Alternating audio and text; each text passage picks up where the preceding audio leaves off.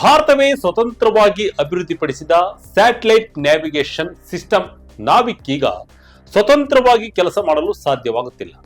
ಕಳೆದ ಕೆಲವು ವರ್ಷಗಳಿಂದ ನಿಮ್ಮ ಫೋನ್ಗಳಲ್ಲಿ ಸೌಂಡ್ ಮಾಡ್ತಿದ್ದ ಈ ಸಿಸ್ಟಮ್ ಈಗ ಅಕ್ಷರಶಃ ನಿಷ್ಕ್ರಿಯಗೊಂಡಿದೆ. ನಾವು ಈ ಹಿಂದೆಯೇ ಈ ಬಗ್ಗೆ ವಿಡಿಯೋ ಮಾಡಿ ನಿಮಗೆ ನಾವಿಕ್ನ ಸ್ಟೇಟಸ್ ಬಗ್ಗೆ ಮಾಹಿತಿಯನ್ನು ನೀಡಿದೆವು.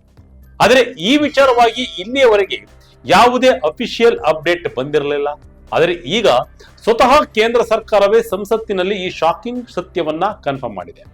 ಲೋಕಸಭೆಯಲ್ಲಿ ಕೇಂದ್ರ ಬಾಹ್ಯಾಕಾಶ ಸಚಿವ ಡಾಕ್ಟರ್ ಜಿತೇಂದ್ರ ಸಿಂಗ್ ರವರು ಲಿಖಿತ ಉತ್ತರ ನೀಡಿದ್ದು, ನಾವಿಕ್ ಸಿಸ್ಟಮ್ ನಲ್ಲಿ ಈಗ ಕೇವಲ 3 ಸ್ಯಾಟಲೈಟ್ಗಳು ಮಾತ್ರ ಆಪರೇಷನಲ್ ಆಗಿವೆ ಅಂತ ಹೇಳಿದ್ದಾರೆ. ಹಾಗಾದ್ರೆ ಭಾರತದ ಕೋಟಿ ರೂಪಾಯಿ ವೆಚ್ಚದ ಈ ಪ್ರಾಜೆಕ್ಟ್ಗೆ ಏನಾಯ್ತು? 3 ಸ್ಯಾಟಲೈಟ್ಗಳಿದ್ದರೆ ನಮಗೆ ಲೊಕೇಶನ್ ಸಿಗಲ್ವಾ? ನಿಮ್ಮ ಫೋನ್ ನಲ್ಲಿ ಗೂಗಲ್ ಮ್ಯಾಪ್ಸ್ ಕೆಲಸ ಮಾಡಲ್ವಾ? ಇಸ್ರೋದ ಮುಂದಿನ ಪ್ಲಾನ್ ಏನು? ಎಷ್ಟೋ ಜನಕ್ಕೆ ಕಾಡ್ತಿರುವ ಈ ಎಲ್ಲ ಪ್ರಶ್ನೆಗಳಿಗೆ ಸರಳ ಮತ್ತು ಕಂಪ್ಲೀಟ್ ವಿವರವನ್ನ ಈ ವಿಡಿಯೋದಲ್ಲಿ ನೋಡ್ತಾ ಹೋಗೋಣ ಬನ್ನಿ. ಭಾರತದ ನ್ಯಾವ್ ಐಸಿ ಸಿಸ್ಟಮ್ಗೆ ಭಾರಿ ಹಿನ್ನಡೆ. ಸಂಸತ್ತಿನಲ್ಲಿ ಕೇಂದ್ರ ಸರ್ಕಾರದ ಕನ್ಫರ್ಮೇಶನ್.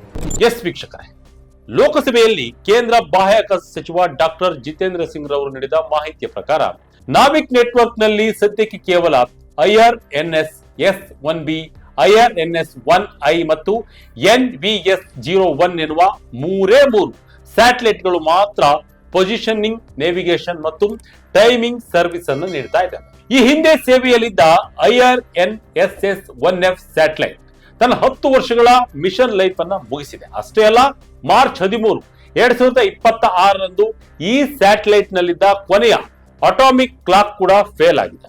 ಇದರಿಂದಾಗಿ ಸ್ಯಾಟಲೈಟ್ ಗಳ ಸಂಖ್ಯೆ ಕನಿಷ್ಠ ಮಟ್ಟಕ್ಕಿಂತ ಕೆಳಗೆ ಕುಸಿದಿದೆ. ಯಾವುದೇ ಒಂದು ನ್ಯಾವಿಗೇಷನ್ ಸಿಸ್ಟಮ್ ಸ್ವತಂತ್ರವಾಗಿ ಅಂದರೆ ಸ್ಟ್ಯಾಂಡ್ ಅಲೋನ್ ಆಗಿ ಕೆಲಸ ಮಾಡಬೇಕು ಅಂದ್ರೆ ಕನಿಷ್ಠ 4 ಸ್ಯಾಟಲೈಟ್ಗಳು ಆಕಾಶದಲ್ಲಿ ಆಪರೇಷನಲ್ ಆಗಿರಲೇಬೇಕು. ಆದರೆ ಈಗ ನಾವಿಕ್ ಬಳಿ ಈಗ ಇರೋದು ಕೇವಲ 3 ಸ್ಯಾಟಲೈಟ್ಗಳು ಮಾತ್ರ. ಹಾಗಾಗಿ ನಾವಿಕ್ಗೆ ಈಗ ಒಬ್ಬ ಯೂಸರ್ಸ್ ನ ಲೊಕೇಶನ್ ಅನ್ನ ಸ್ವತಂತ್ರವಾಗಿ ಕ್ಯೂರೇಟ್ ಮಾಡಲು ಸಾಧ್ಯವಾಗ್ತಿಲ್ಲ. ಆದರೆ ಕೇಂದ್ರ ಸಚಿವರು ಒಂದು ಸಮಾಧಾನಕರವಾದಂತಹ ವಿಷಯವನ್ನ ತಿಳಿಸಿದ್ದಾರೆ.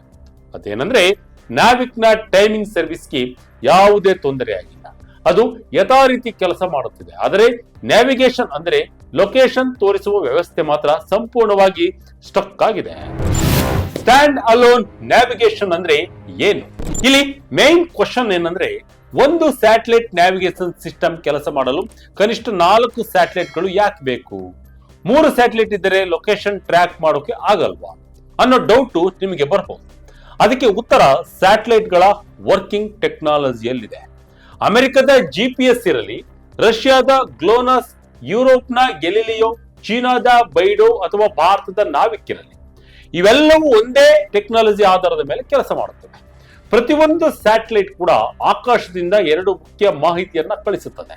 ಒಂದು, ಆ ಸ್ಯಾಟಲೈಟ್ ಬಾಹ್ಯಾಕಾಶದಲ್ಲಿ ಎಲ್ಲಿದೆ, ಮತ್ತು 2, ಆ ಸಿಗ್ನಲ್ ಅನ್ನ ಎಷ್ಟು ಗಂಟೆಗೆ ಕಳುಹಿಸಲಾಗಿದೆ ಎಂಬ ಎಕ್ಸಾಕ್ಟ್ ಟೈಮ್ ನಿಮ್ಮ ಸ್ಯಾಟಲೈಟ್ ಫೋನ್ಗೆ, ಸ್ಮಾರ್ಟ್ ಫೋನ್ಗೆ ಸಿಗ್ನಲ್ ಗಳನ್ನ ರಿಸೀವ್ ಮಾಡಿಕೊಂಡು ಆ ಸಿಗ್ನಲ್ ಬರೋಕೆ ಎಷ್ಟು ಸಮಯ ತೆಗೆದುಕೊಂಡಿತ್ತು ಎಂಬುದನ್ನು ಲೆಕ್ಕ ಹಾಕಿ ಆ ಸ್ಯಾಟಲೈಟ್ ಗಳಿಂದ ನಿಮ್ಮ ಫೋನ್ ಎಷ್ಟು ದೂರದಲ್ಲಿದೆ ಎಂದು ಕ್ಯೂರೇಟ್ ಮಾಡುತ್ತದೆ. ನ್ಯಾವಿಕ್ಗೆ 4 ಸ್ಯಾಟಲೈಟ್ಗಳು ಯಾಕೆ ಬೇಕೇ ಬೇಕು? ಆದರೆ ಇಲ್ಲೊಂದು ದೊಡ್ಡ ಟ್ವಿಸ್ಟ್ ಇದೆ. ಆಕಾಶದಲ್ಲಿರುವ ಪ್ರತಿಯೊಂದು ನ್ಯಾವಿಗೇಷನ್ ಸ್ಯಾಟಲೈಟ್ ನಲ್ಲೂ ಕೋಟಿ ರೂಪಾಯಿ ಮೌಲ್ಯದ ಅಟಾಮಿಕ್ ಕ್ಲಾಕ್ ಗಳಿರುತ್ತವೆ. ಇವು ಎಷ್ಟು ಅಕ್ಯುರೇಟ್ ಅಂದರೆ ಲಕ್ಷಾಂತರ ವರ್ಷಗಳಾದರೂ 1 ಸೆಕೆಂಡ್ ಕೂಡ ಹೆಚ್ಚು ಕಡಿಮೆ ಆಗಲ್ಲ. ಆದರೆ ನಾವು ಬಳಸುವ ಸ್ಮಾರ್ಟ್ ಫೋನ್ಗಳಲ್ಲಿ ಇಷ್ಟೊಂದು ಅಕ್ಯುರೇಟ್ ಆದ ಅಟಾಮಿಕ್ ಕ್ಲಾಕ್ಗಳು ಇರುವುದಿಲ್ಲ. ಫೋನ್ ನಲ್ಲಿರುವ ಮಾಮೂಲಿ ಕ್ಲಾಕ್ ನಲ್ಲೇ ಮೈಕ್ರೋ ಸೆಕೆಂಡ್ ನಷ್ಟು ವ್ಯತ್ಯಾಸವಾದರೂ ನಿಮ್ಮ ಲೊಕೇಶನ್ 100 ಮೀಟರ್ ಪಕ್ಕಕ್ಕೆ ತೋರಿಸಿಬಿಡುತ್ತದೆ. ಈ ಟೈಮಿಂಗ್ ಎರರ್ ಅನ್ನ ಸರಿಪಡಿಸಲು ಮತ್ತು ನಿಮ್ಮ 3D ಲೊಕೇಶನ್ ಅಂದರೆ ಲ್ಯಾಟಿಟ್ಯೂಡ್, ಲ್ಯಾಂಗಿಟ್ಯೂಡ್ ಮತ್ತು ಆಲ್ಟಿಟ್ಯೂಡ್ ಅನ್ನ ಎಕ್ಸ್ಟ್ರಾಕ್ಟ್ ಆಗಿ ಕ್ಯೂರೇಟ್ ಮಾಡಲು ಕನಿಷ್ಠ 4ನೇ ಸ್ಯಾಟಲೈಟ್ ನ ಸಿಗ್ನಲ್ ಅತ್ಯಗತ್ಯ. 3 ಸ್ಯಾಟಲೈಟ್ಗಳು ಕೇವಲ ಒಂದು ಅಂದಾಜು ಡಿಸ್ಟೆನ್ಸ್ ಕೊಡಬಲ್ಲವು. ಆದರೆ 4ನೇ ಸ್ಯಾಟಲೈಟ್ ಸಿಗ್ನಲ್ ಸಿಕ್ಕಾಗ ಮಾತ್ರ ನಿಮ್ಮ ಫೋನ್ ನಲ್ಲಿರುವ ಟೈಮಿಂಗ್ ಮಿಸ್ಟೇಕ್ ಕರೆಕ್ಟ್ ಆಗಿ ಕಳುಹಿಸಿದ ಲೊಕೇಶನ್ ಪರ್ಫೆಕ್ಟ್ ಆಗಿ ಸಿಗುತ್ತದೆ. ಈಗ ನಾವಿಕ್ ನ 4ನೇ ಸ್ಯಾಟಲೈಟ್ ಬಂದ್ ಆಗಿರೋದ್ರಿಂದ ಅದಕ್ಕೆ ಸ್ವತಂತ್ರವಾಗಿ ಲೊಕೇಶನ್ ಅನ್ನ ಲೆಕ್ಕ ಹಾಕಲು ಸಾಧ್ಯವಾಗುತ್ತಿಲ್ಲ. ಅದೇ ಈಗ ಸಮಸ್ಯೆ ಆಗಿದೆ. ನಾವಿಕ್ ಕೆಲಸ ಮಾಡದಿದ್ರೂ ಗೂಗಲ್ ಮ್ಯಾಪ್ಸ್ ಹೇಗೆ ನಡೀತಿದೆ? ನಿಮ್ಮ ಸ್ಮಾರ್ಟ್ ಫೋನ್ ನಲ್ಲಿ ಲೊಕೇಶನ್ ಪ್ರಾಬ್ಲಮ್ ಇಲ್ವಾ? ಈ ಸುದ್ದಿ ಕೇಳಿದ ತಕ್ಷಣ ನಿಮ್ಮ ಮನಸ್ಸಿನಲ್ಲಿ ಇನ್ನೊಂದು ಡೌಟ್ ಬಂದಿರಲೇಬೇಕು. ಅದೇನಂದ್ರೆ, ನಾವಿಕ್ ಬಂದಾಗಿದ್ದರೆ ನಿಮ್ಮ ಫೋನ್ನಲ್ಲಿ ಗೂಗಲ್ ಮ್ಯಾಪ್ಸ್, ಓಲಾ, ಊಬರ್ ಅಥವಾ ಝೊಮ್ಯಾಟೊ ಆಪ್ಗಳು ಹೇಗೆ ಪರ್ಫೆಕ್ಟ್ ಆಗಿ ರನ್ ಆಗ್ತಿದಾವೆ, ನಮಗೆ ಯಾಕೆ ಲೊಕೇಶನ್ ಪ್ರಾಬ್ಲಮ್ ಬರ್ತಾ ಇಲ್ಲ ಅಂತ. ಎಸ್ ವೀಕ್ಷಕರೇ, ಅದಕ್ಕೂ ಒಂದು ಪವರ್ಫುಲ್ ಕಾರಣವಿದೆ. ಗೂಗಲ್ ಮ್ಯಾಪ್ಸ್ ಅಥವಾ ನಿಮ್ಮ ಸ್ಮಾರ್ಟ್ ಫೋನ್ ಕೇವಲ ನಾವಿಕ್ ಸಿಸ್ಟಮ್ ಮೇಲೆ ಮಾತ್ರ ಡಿಪೆಂಡ್ ಆಗಿಲ್ಲ. ಇಂದಿನ ಆಧುನಿಕ ಸ್ಮಾರ್ಟ್ ಫೋನ್ಗಳು ಮಲ್ಟಿ ಕಾನ್ಸಂಟ್ರೇಷನ್ GNSS ಅಂದರೆ ಜಾಗತಿಕ ಉಪಗ್ರಹ ನೌಕಾಯಾನ ವ್ಯವಸ್ಥೆಯನ್ನ ಬಳಸುತ್ತದೆ. ಇದರ ಅರ್ಥ, ನಿಮ್ಮ ಫೋನ್ ಒಂದೇ ಸಮಯದಲ್ಲಿ ಅಮೆರಿಕದ GPS, ರಷ್ಯಾದ ಗ್ಲೋನಸ್, ಯುರೋಪ್ನ ಗೆಲಿಲಿಯಂ, ಚೀನಾದ ಬೈಡೋ ಮತ್ತು ಭಾರತದ ನಾವಿಕ್ ಸೇರಿ ಬಹುತೇಕ ಎಲ್ಲಾ ಸ್ಯಾಟಲೈಟ್ಗಳ ಸಿಗ್ನಲ್ಗಳನ್ನ ಒಟ್ಟಿಗೆ ರಿಸೀವ್ ಮಾಡುತ್ತದೆ. ಗೂಗಲ್ ಮ್ಯಾಪ್ಸ್ ಈ ಎಲ್ಲಾ ಸ್ಯಾಟಲೈಟ್ ಗಳಿಂದ ಬರುವ ಡೇಟಾವನ್ನ ಕಂಬೈನ್ ಮಾಡಿ ನಿಮಗೆ ಮ್ಯಾಪ್ ಡೈರೆಕ್ಷನ್ ಮತ್ತು ಟ್ರಾಫಿಕ್ ಅಪ್ಡೇಟ್ಸ್ ಅನ್ನ ತೋರಿಸುತ್ತದೆ. ಹಾಗಾಗಿ ನಾವಿಕ್ ನಿಷ್ಕ್ರಿಯಗೊಂಡಿದ್ದರೂ ನಿಮ್ಮ ಫೋನ್ ತಕ್ಷಣವೇ ಅಮೆರಿಕದ GPS ಅಥವಾ ಇತರ ದೇಶಗಳ ಸ್ಯಾಟಲೈಟ್ ಸಿಗ್ನಲ್ ಬಳಸಿ ಲೊಕೇಶನ್ ತೋರಿಸಲು ಶುರು ಮಾಡುತ್ತದೆ. ಇದೇ ಕಾರಣಕ್ಕೆ ಯೂಸರ್ಸ್ಗೆ ಯಾವುದೇ ವ್ಯತ್ಯಾಸ ಗೊತ್ತಾಗ್ತಾ ಇಲ್ಲ. ಕೇಂದ್ರ ಸರ್ಕಾರ ಕೂಡ ಸಂಸತ್ತಿನಲ್ಲಿ ಇದನ್ನೇ ಸ್ಪಷ್ಟಪಡಿಸಿದೆ.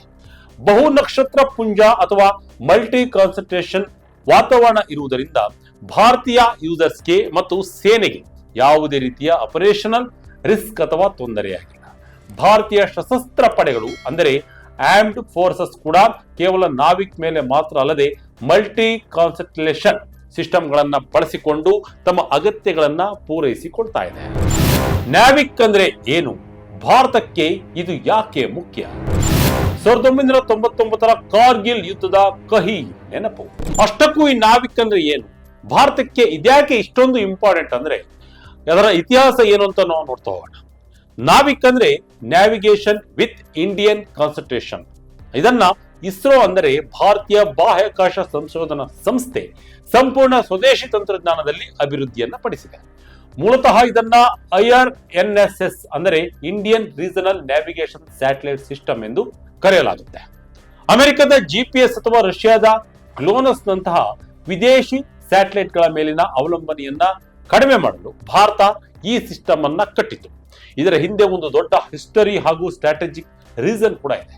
1999ರಲ್ಲಿ ಕಾರ್ಗಿಲ್ ಯುದ್ಧ ನಡೆದಾಗ ಶತ್ರು ಪಡೆಗಳ ಎಕ್ಸಾಕ್ಟ್ ಲೊಕೇಶನ್ ತಿಳಿದುಕೊಳ್ಳಲು ಭಾರತ ಅಮೆರಿಕದ ಬಳಿ GPS ಡೇಟಾವನ್ನು ಕೇಳಿತ್ತು. ಆದರೆ ತುರ್ತು ಸಮಯದಲ್ಲಿ ಅಮೆರಿಕ ಭಾರತಕ್ಕೆ GPS ಅನ್ನು ನೀಡಲು ನಿರಾಕರಿಸಿತ್ತು. ಆಗ ಭಾರತಕ್ಕೆ ಅರ್ಥವಾಗಿದ್ದು ಏನಂದ್ರೆ, ಯುದ್ಧ ಅಥವಾ ದೇಶದ ಭದ್ರತೆಯ ವಿಷಯ ಬಂದಾಗ ವಿದೇಶಿ ನ್ಯಾವಿಗೇಷನ್ ಸಿಸ್ಟಮ್ಗಳನ್ನ ನೆಚ್ಚಿಕೊಳ್ಳುವುದು ಭಾರಿ ಅಪಾಯಕಾರಿ.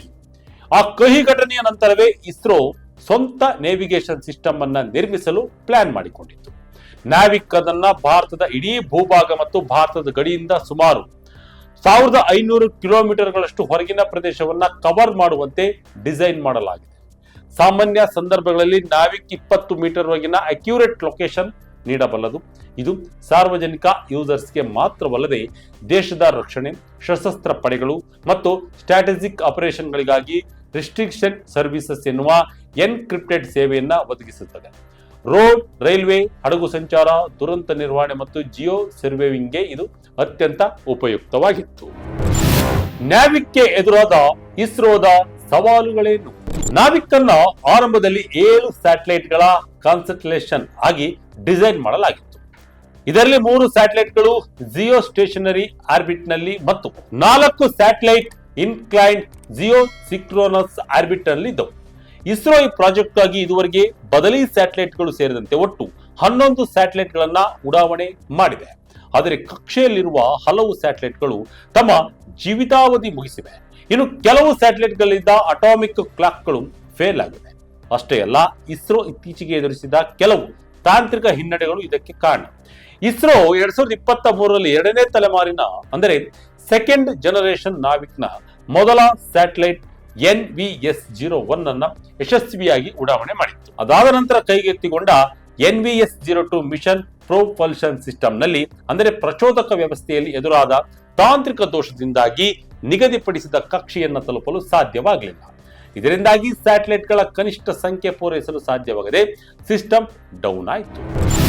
What next? ರಿಸ್ಟೋರ್ ಆಗುತ್ತಾ ನಾವಿಕ್? ಹಾಗಾದ್ರೆ ಇನ್ಮೇಲೆ ನಾವಿಕ್ ವೇಸ್ಟ್ ಆಗೋಯ್ತಾ ಅನ್ನೋ ಪ್ರಶ್ನೆಗೆ ಖಂಡಿತ ಇಲ್ಲ ಅನ್ನುತ್ತದೆ ಇಸ್ರೋ.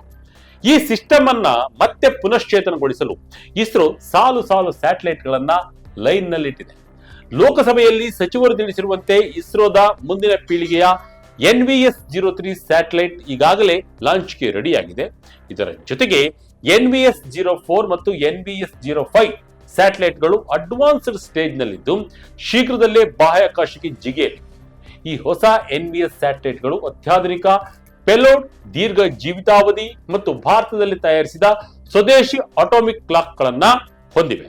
ಇವುಗಳು ಒಮ್ಮೆ ಕಕ್ಷೆಗೆ ಸೇರಿ ಆಪರೇಷನಲ್ ಆದ ತಕ್ಷಣ ನಾವಿಕ್ ಮತ್ತೆ ತನ್ನ ಸ್ವತಂತ್ರ ನ್ಯಾವಿಗೇಷನ್ ಕ್ಷಮತೆಯನ್ನ ಪಡೆದುಕೊಳ್ಳಲಿದೆ ಮತ್ತು ಭಾರತದ ಪ್ರಾದೇಶಿಕ ನ್ಯಾವಿಗೇಷನ್ ನೆಟ್ವರ್ಕ್ ಇನ್ನಷ್ಟು ಪವರ್ಫುಲ್ ಆಗಲಿದೆ.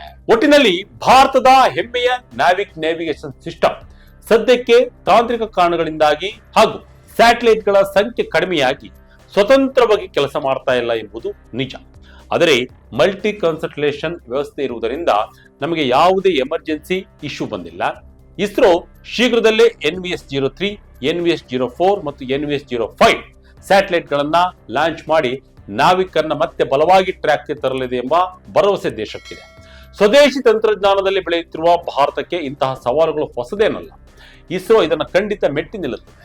ಈ ವಿಚಾರ ಬಗ್ಗೆ ತಮಗೆ ಅನಿಸಿದ್ದನ್ನ ಕಮೆಂಟ್ ಮೂಲಕ ತಿಳಿಸಿ. ಇದಾಗಿತ್ತು ಈ ಕ್ಷಣದ ಅಪ್ಡೇಟ್. ಇದೇ ರೀತಿಯ ಅಪ್ಡೇಟ್ಗಳಿಗಾಗಿ Vijaya Kanaka website, YouTube page, Facebook page follow ಮಾಡ್ತಾ ಇರಿ. ಧನ್ಯವಾದಗಳು.